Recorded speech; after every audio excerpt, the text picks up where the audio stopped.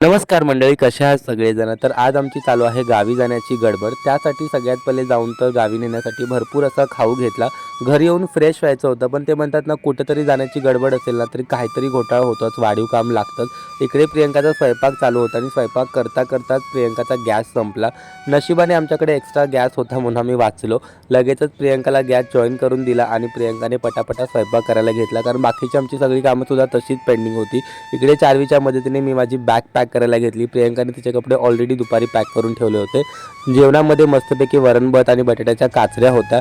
छान जेवण करत होतो. जेवण करता करता चार्वीचा बघा काय उद्योग चालू आहे, म्हणजे तिला माझ्यावरचं प्रेम कधी उतू येईल याची काही गॅरंटी नाही. जेवण झालं आणि निघायची वेळसुद्धा झाली. बस पकडून आम्ही ठरलेल्या वेळेच्या निदान अर्धा तास आधी तरी स्टॉपवरती पोचलो, पण आमच्या गाडीची वेळ होऊन गेली तरी आमची गाडी काय यायला तयारच नव्हती. पण अर्धा तास उशिरा का होईना फायनली आमची गाडी आली. बसमध्ये बसलो आणि छान प्रवास सुरू झाला.